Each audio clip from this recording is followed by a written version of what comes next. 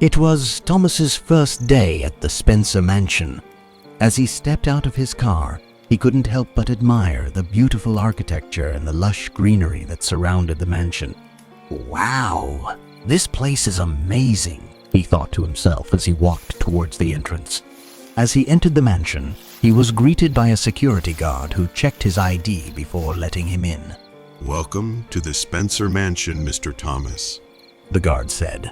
Thanks, Thomas replied, smiling. "I'm excited to start working here." He made his way to the laboratory, where he was supposed to meet his team. As he walked, he couldn't help but feel a sense of excitement mixed with nervousness. He had always been interested in genetics and bioengineering, and working for Umbrella Corporation was a dream come true. When he arrived at the lab, he was greeted by his new boss, Dr. Marcus, and his team of scientists. "Welcome, Thomas. I'm glad to have you on board. I believe you'll be working on the Neptune project with Dr. Alberich and Dr. Fisher." "Yes, sir," Thomas replied, trying to hide his excitement. "Well, let's get you settled in and introduce you to the team," Dr. Marcus said, leading him toward a group of scientists who were busy working on various projects. As Thomas was introduced to his colleagues, he couldn't help but feel a sense of awe. These were some of the best and brightest minds in the field, and he was honored to be working alongside them. As the day went on, Thomas settled into his work and started to get to know his colleagues. He found out that Dr. Alberich was a brilliant scientist, but could be a bit eccentric at times. Dr. Fisher was quiet and reserved, but had a great sense of humor once you got to know her. However, not everything was perfect at the Spencer Mansion. Thomas couldn't help but notice that some of the other workers seemed to be on edge. He heard whispers about people disappearing without a trace, and rumors about strange experiments being conducted in secret. As he left the lab that day, he couldn't shake the feeling that something was off about the place. But he pushed those thoughts aside and tried to focus on his work. As the days went by, Thomas continued to work on the Neptune project with Dr. Alberich and Dr. Fisher. They were making great progress, and Thomas felt like he was really contributing to the team. However, strange occurrences continued to happen around the mansion. Thomas heard screams and strange noises coming from the basement, and he saw strange creatures roaming the hallways at night. He tried to brush it off and tell himself that it was just his imagination, but he couldn't shake the feeling that something was seriously wrong. One day, as he was working in the lab, he overheard a conversation between two of the other workers. "I heard they're conducting experiments on live subjects down in the basement." "Really? That's messed up." Thomas felt his blood run cold. Could it be true? Were they really conducting illegal experiments on innocent people? He didn't know what to do. He couldn't just go to the authorities without proof, and he didn't want to jeopardize his job. But he knew he couldn't just sit by and let this continue. As the weeks went by, Thomas continued to work on the Neptune project, but his suspicions about the illegal experiments grew stronger. He started to investigate on his own, trying to gather evidence. One night, Thomas decided to sneak into the basement to investigate the rumors he had heard. As he made his way down the dark hallway, he heard muffled screams coming from behind a locked door. He couldn't take it anymore. He had to know what was going on. He found a key in one of the nearby rooms and used it to unlock the door. What he saw inside was a nightmare. People were being held captive in the room, their bodies contorted and twisted in unnatural ways. It was like something out of a horror movie. Thomas stumbled back, trying to process what he had just seen. Suddenly, he heard footsteps approaching from behind him. "What are you doing down here, Thomas?" Dr. Marcus asked, his voice cold and menacing. I heard screams," Thomas stuttered, trying to think of an excuse. Dr. Marcus narrowed his eyes. "You shouldn't have come down here," he said, pulling out a gun. Thomas tried to run, but it was too late. Dr. Marcus shot him in the back, and he fell to the ground, gasping for breath. I trusted you, Thomas. Dr. Marcus said, his voice filled with betrayal. But now you're just another experiment. Thomas felt the darkness closing in around him as Dr. Marcus walked away, leaving him to die in the basement. Thomas lay on the cold concrete floor, barely conscious, as the sound of Dr. Fisher's footsteps faded away. He had trusted her, confided in her, and now she had left him to die. He tried to move, but his body was too weak. He knew that his time was running out. As he lay there, he heard a faint whisper in his ear. Hear me? It was Dr. Marcus, his former employer. He had come back for Thomas, but not to rescue him. I'm sorry, Thomas. I never wanted it to end this way. But you see, I had to make a choice. And you were the one who had to go. Thomas tried to protest, but his voice was too weak. He could barely even open his eyes.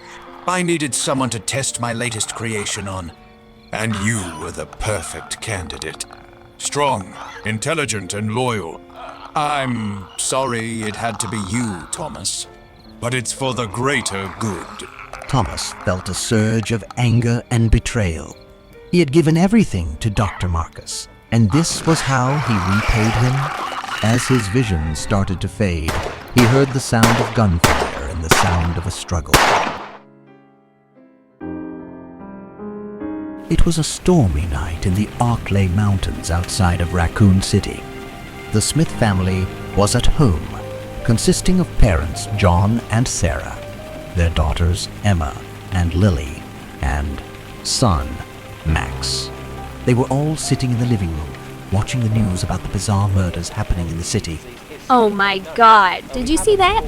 The police have no idea what's going on. It's crazy. It's like something out of a horror movie. Mom, Dad, can we turn this off? It's really freaking me out. Yeah, I don't want to watch this anymore. Can I play video games now? Sure, Max. Go ahead. As Max played his game, Emma went to her room to write in her journal, and Lily put on some music to drown out the sounds of the storm. John and Sarah sat together on the couch, discussing the murders. Do you think we're safe up here in the mountains? I don't know. It's better than being in the city, but who knows what's out there? Suddenly, they heard a loud banging on the door. What the hell was that? I'll go check it out. As he opened the door, a man stumbled in, covered in blood and gasping for air. Please, please, help me, help me. Oh my God, what happened to you? There's something out there. It's not human. Quick, get him some water. The family tried to help the man, but before they could do anything, he suddenly convulsed and turned into a zombie. What the heck is happening? Everyone, get upstairs now. We need to lock ourselves in and figure out what's going on. The family quickly ran upstairs, but they could hear the zombies breaking in through the windows and doors. What do we do now? We're trapped. We need to find a way out of here. Sarah, do you have the keys to the car? Yes, they're downstairs on the kitchen counter. Okay, we'll make a run for it. As they made their way downstairs, they encountered more zombies, and the situation became more dire. Dad, there are too many of them. We have to keep going. We can make it. They managed to grab the keys and run outside, but they were surrounded by zombies. John, what do?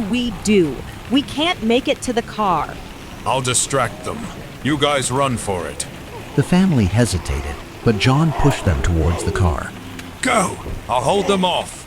The family made it to the car and drove away, but they could see John fighting off the zombies in the rearview mirror. As they reached the bottom of the mountain, they heard an explosion. What was that? I think it was our house. What about Dad? I know, Max. I know. As they drove away, tears streaming down their faces, they knew that their lives would never be the same again. The police and news crews arrived on the scene later, investigating the murders, but John's body was never found. May 2 1998, dear Journal. Our team arrived at the mansion today. I was excited to begin our research on the mysterious virus that had been reported in the area. The mansion was old and eerie, but I tried to shake off the feeling of unease as we settled in. May 9, 1998, dear Journal. I played poker tonight with Scott and Alias from security and Steve from research. Steve was the big winner, but I think he was cheating. Scumbag. May 10, 1998, dear Journal. Today, a high-ranking researcher asked me to take care of a new monster. It looks like a gorilla without any skin. They told me to feed them live food. When I threw in a pig, they were playing with it, tearing off the pig's legs and pulling out the guts before they started eating. May 11, 1998. Dear Journal, around 5 o'clock this morning, Scott came in and woke me up suddenly. He was wearing a protective suit that looked like a spacesuit. He told me to put one on as well. I heard there was an accident in the basement lab. I just knew something like this would happen. Those bastards in research never sleep, even on holidays. May 12, 1998. Dear Journal, I've been wearing this annoying spacesuit since yesterday. My skin grows musty and feels very itchy. The goddamn dogs have been looking at me funny, so I decided not to feed them today. Screw them. I went to the medical room because my back was all swollen and felt itchy. They put a big bandage on my back and the doctor told me I did not need to wear the spacesuit anymore. I guess I can sleep well tonight. May 14, 1998, dear Journal. I found another big blister on my foot this morning. It was annoying, and I ended up dragging my foot as I went to the dog's pen. They have been quiet since morning, which is very unusual. Then I realized some of them had escaped. Maybe this is their way of getting back at me for not feeding them for the last 3 days. If anybody finds out, I'll have my head handed to me. May 15, 1998. Dear Journal, I'm driven by an insatiable hunger. I need to find something to eat. Even though I didn't feel well, I decided to go see Nancy. It's my first day off in a long time, but I was stopped by the guard on the way out. They say the company has ordered that no one leave the grounds. I can't even make a phone call. What kind of joke is this? Dear Journal, it's over. The virus has consumed us all. My colleagues are all dead or worse, and I know I'm next. I can feel it coursing through my veins, turning me into a monster.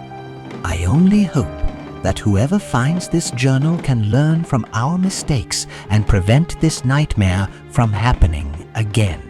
I heard a researcher who tried to escape from this mansion last night was shot. My entire body feels hot and itchy, and I'm sweating all the time now. When I was scratching the swelling on my arms, a lump of rotten flesh dropped off. What the hell is happening to me? May 19, 1998, dear Journal. I've been wandering the mansion for days, searching for something to satisfy my hunger. I found some rats and insects, but they're not enough. I need something more substantial. I can smell the others. The fever is gone, but it is itchy.